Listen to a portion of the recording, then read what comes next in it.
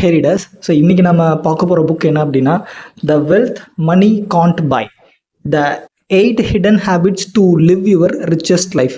So உங்கள் வாழ்க்கையை நீங்கள் ரொம்ப வெல்த்தியாக வாழ்கிறதுக்கான ஒரு 8 ஹிடன் ஹேபிட்ஸ் வந்து ராபின் சர்மா அவர் சொல்லியிருக்காரு. ஸோ அந்த புக்கை தான் இன்றைக்கி நம்ம டீட்டெயில்டாக பார்க்க போகிறோம்.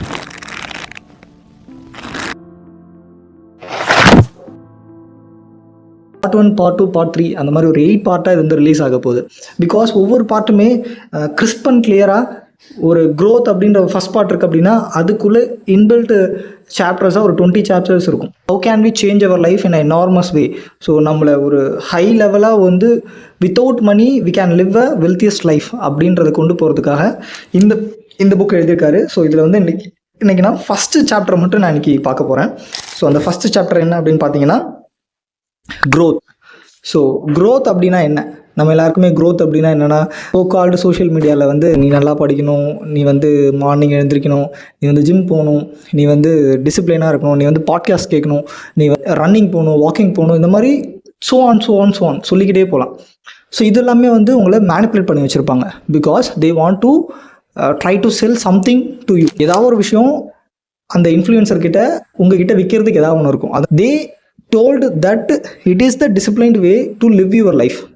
பட் இதெல்லாம் தாண்டி ராபின் சர்மா ஒரு படி மேலே போயிட்டு what are the real, what the actual, what is the root cause, நான் அந்த ரூட் காஸ்க்கு போகிறேன், how they really live the wealthiest life அப்படின்ற அந்த ஒரு பாயிண்ட்டுக்கு போகிறாரு.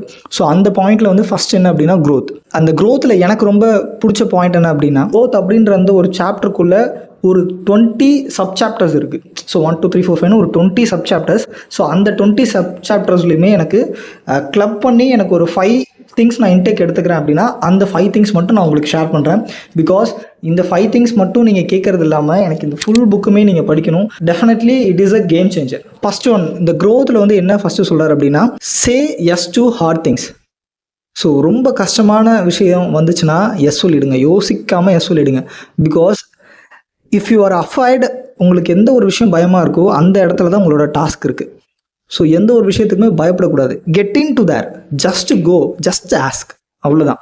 நீ வந்து இதுக்கு வந்து ஒரு ஃபேமஸான ஒரு கோட் இருக்குது, when you learn to say yes to yourself you will be able to say no to others with love. Alan Cohen அப்படின்ற ஒரு கோட்டு. நீங்கள் வந்து உங்களுக்கு எஸ் சொல்கிறதன் மூலயமா இன்னொருத்தங்களுக்கு நோவை ரொம்ப அழகாக லவ்வோட சொல்லலாம் அப்படின்னு சொல்லி அழகாக சொல்லியிருப்பாங்க. இன்னொரு விஷயம், do one thing that fears you. உங்களுக்கு எந்த விஷயம் ரொம்ப பயமாக இருக்கோ அந்த ஒரு விஷயத்தை நீங்கள் டெய்லி ஏதாவது ஒன்று செய்யணும். லைக் தமிழ்நாட்டில் எடுத்துக்கிறோம் அப்படின்னா நம்ம எல்லாருக்குள்ளேயுமே வந்து ஒரு ஹிடன் அஜெண்டா ஒன்று இருக்குது. இங்கிலீஷில் பேசினா வந்து தப்பு அப்படின்னு சொல்லிட்டு ஒரு ஹிடன் அஜெண்டா இருக்குது. பிகாஸ் என்னோடய வீடியோஸ்லேயே நிறைய நான் பார்த்துருக்கேன், ப்ரோ கிராமர் தப்பாக இருக்குது, உங்களுடைய உச்சரிப்பு நல்லா இல்லை, உங்கள் புக்கில் நிறைய மிஸ்டேக்ஸ் இருக்குது அப்படின்னு சொல்லுவாங்க.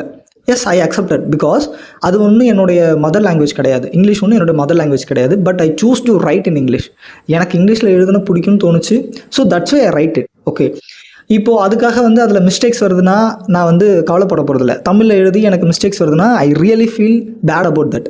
பட் இங்கிலீஷ்ன்றது என் லாங்குவேஜில் இல்லை, இட்ஸ் அ கம்யூனிகேஷன் டூல். நான் அது உங்களுக்கு புரிஞ்சதுன்னா போதும் இல்லையா? அந்த மாதிரி இங்கிலீஷ் அப்படின்ற அந்த ஒரு விஷயத்தில் நம்ம எல்லாருக்குமே ஒரு பயம் இருக்கும்னு நினைக்கிறேன். ஸோ இதை எப்படி இந்த ஒரு காமனான ஃபியரை எப்படி நீங்கள் வந்து கிராக் பண்ணலாம் அப்படின்னா, you can put your headset. நீங்கள் டெய்லியும் ஒரு ஹெட்செட் போட்டுட்டு ஃபோனில் யாருமே இல்லைனாலும் just go for a walk without speaking anyone. நீங்கள் யார்கிட்டையுமே பேசாமல் ஜஸ்ட் வாக்மேன் போட்டுக்கிட்டு உங்களுக்கு நீங்களே இங்கிலீஷில் பேசிட்டு போங்க.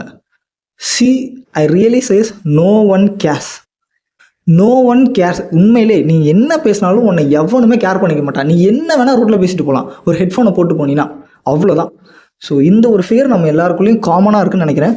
ஸோ உங்களுக்கு எந்த ஃபியர்லேருந்து நான் ஆரம்பிக்கணும்னு நினச்சிங்க அப்படின்னா இந்த ஃபியரை ஓவர் கம் பண்ணுறதுக்கு ட்ரை பண்ணுங்கள். Fear is a biggest illusion அப்படின்னு ஒரு பாயிண்ட் வராரு. பிகாஸ் பயம் அப்படின்றது வந்து ஒரு மாயை அப்படின்னு நீங்கள் வந்து சிம்பிளாக சொல்லிடலாம். அந்த பயம்ன்றதை எப்போ நமக்கு நீங்கும் அப்படின்னா, go to the root cause. நீ ஃபஸ்ட்டு ஏதாவது ஒரு விஷயம் கேட்குறதுக்கு பயப்படுற அப்படின்னா கேட்டுரு, பயப்படாத, டக்குன்னு கேட்டுரு. So ask out, reach out, go to there. Boldness by ஸ்பீக்கிங்லேயே வரணும். ஒரு டெக்ஸ்ட் பண்ணால் கூட பயப்படக்கூடாது, டக்குன்னு எஸ் ஆர் நோ, அவ்வளோதான். த reply is it within a seconds.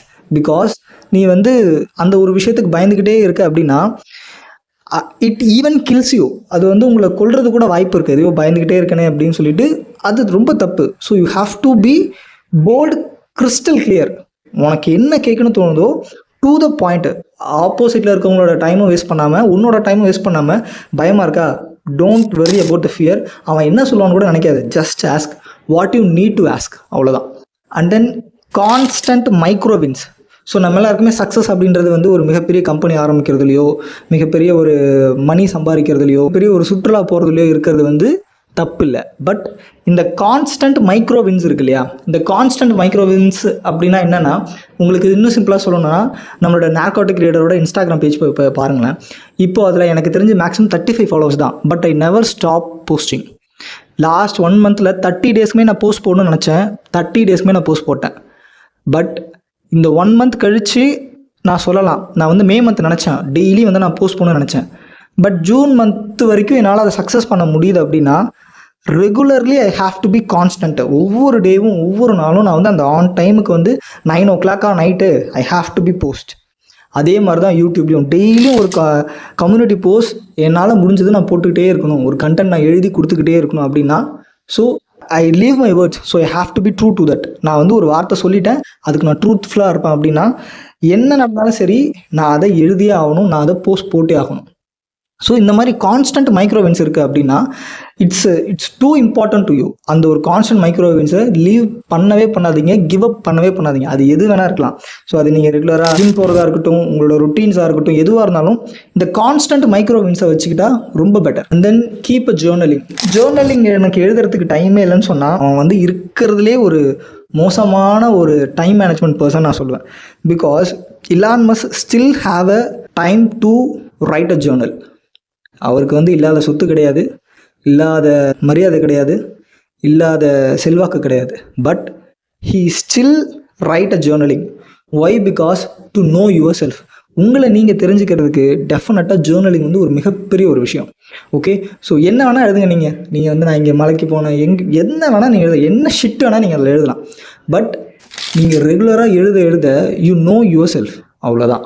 And then இந்த ஃபஸ்ட்டு சாப்டரில், இந்த க்ரோத் அப்படின்ற அந்த சாப்டரில் என்னோடய ஃபேவரட் கோட் ஒன்றே இருக்குது. Things always get easier, all changes hard at first, nasty in middle, gorgeous at the end. So that's it. இதே மாதிரி அடுத்த ஒரு 7 ஹேபிட்ஸுமே நம்ம பார்க்கலாம். Until then, bye from Sivanesh.